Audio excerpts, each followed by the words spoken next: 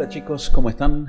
Vamos hoy a trabajar un poquito el tema de la cantidad de calor, la primera parte de lo que vamos a ver dentro de calorimetría, y vamos a ver cómo llegamos a la fórmula, ¿sí? Cómo calculamos la cantidad de calor necesaria para levantar la temperatura de un cuerpo una cierta cantidad de grados, ¿sí?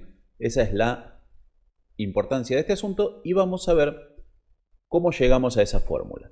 Para eso nos vamos a ir preguntando de qué depende la cantidad de calor que yo le voy a dar a algo, ¿sí? Es decir, lo vamos a llegar a la fórmula pensando, bueno, ¿qué cosas influyen en la cantidad de calor que yo tengo que darle a algo para que se caliente una cierta temperatura? Y la primera cosa que influye es cuánto le quiero cambiar la temperatura. Es evidente que si yo quiero que la temperatura de este cuerpo suba 50 grados, le voy a tener que dar más calor que si quiero que la temperatura suba 10 grados.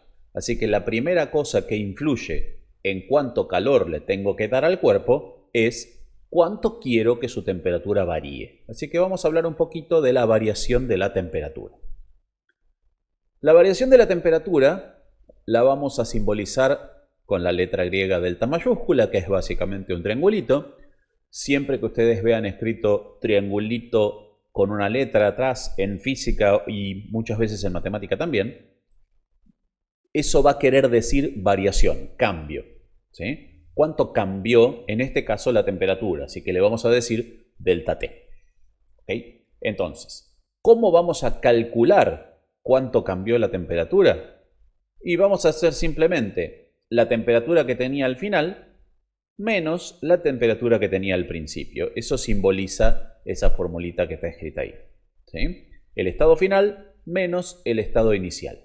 Es decir, por ejemplo, si algo al principio está a 10 grados de temperatura y termina a 50, lo que cambió fue 50 menos 10, 40. Y además esta manera de calcular la temperatura nos da una idea de si el cuerpo gana temperatura o la pierde dependiendo del signo de la variación.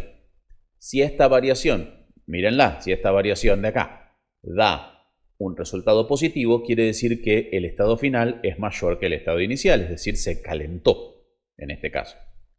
Y si esta variación da un número negativo, entonces quiere decir que el estado inicial es mayor que el estado final y por lo tanto se enfrió, ¿sí? Así que la variación de temperatura puede ser negativa y ese menos de la variación de temperatura nos va a indicar que en realidad se está enfriando en lugar de calentarse, ¿sí?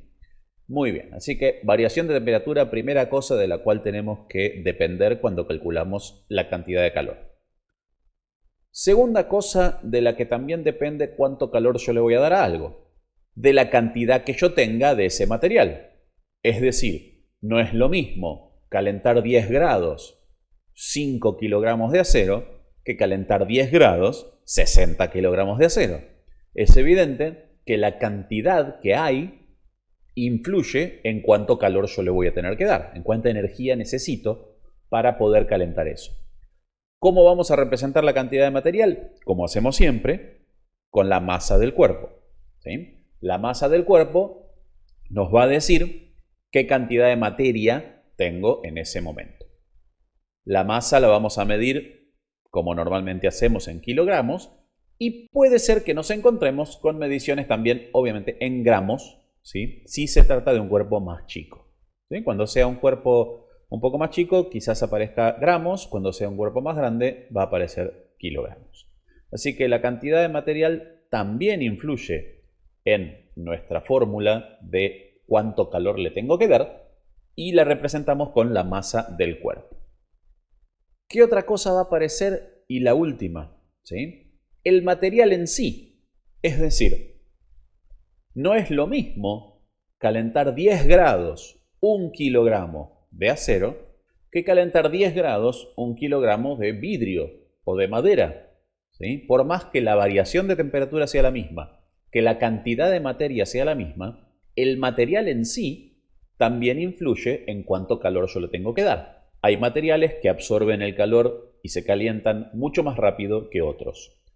¿Cómo vamos a representar esto? Lo vamos a representar con un número particular que es una propiedad de la materia. Acuérdense que ya hablamos del tema de las propiedades de la materia, ¿sí? Y que es específica de cada material, que es el calor específico precisamente, ¿sí?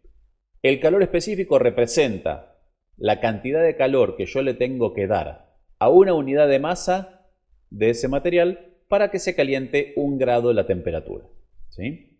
Vamos a usar 2 unidades diferentes para el calor específico, precisamente porque, como dijimos hace un momento, puede que nos encontremos con 2 unidades diferentes para la masa, o en kilogramos o en gramos. Es decir, vamos a ver que vamos a tener en cuenta, cuando hablamos de kilogramos, normalmente vamos a trabajar la energía en joules, ¿sí? Que son las unidades normales de nuestro sistema, el sistema internacional, ¿sí?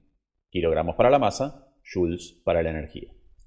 Pero también es muy común encontrar como unidad de cantidad de calor la caloría. Es una unidad histórica que todavía se usa mucho, a pesar de que no es la unidad propia en el sistema internacional.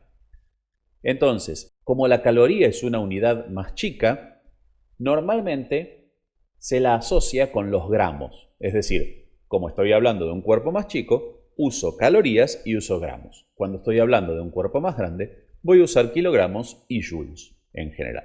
Así que vamos a ver una tablita de calores específicos para que se hagan una idea, ¿sí?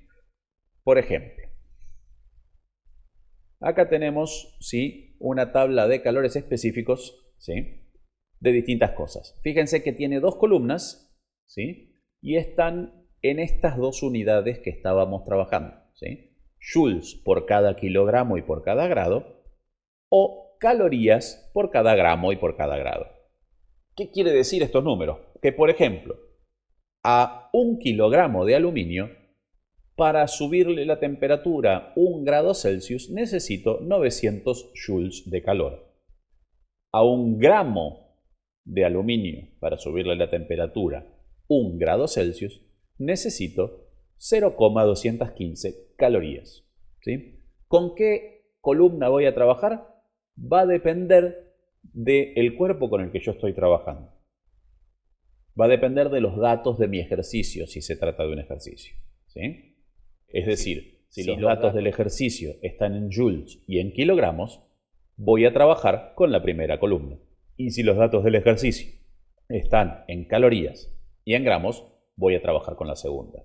Si por alguna razón me dieron unidades variadas, es decir, me dieron, por ejemplo, kilogramos y calorías, voy a tener que transformar una de esas dos.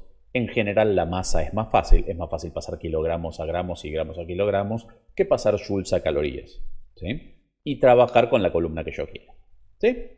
Así que esas son las 3 cosas de las que depende, ¿sí?, la cantidad de calor que vamos a trabajar. ¿De qué depende la cantidad de calor? Repito, depende de esas 3 cosas, de la variación de la temperatura, del material que estoy queriendo calentar y de cuánto material tengo. Nuestra fórmula va a ser simplemente multiplicar esas 3 cosas. Vamos a llamar Q a la cantidad de calor, M como siempre a la masa, calor específico, CE, y delta T para variación de temperatura. Es decir, que cantidad de calor va a ser calculado como masa por calor específico por variación de temperatura. Y eso es todo. Ya tenemos nuestra fórmula y con esta fórmula nos vamos a dedicar a hacer ejercicios. Nos vemos la próxima semana.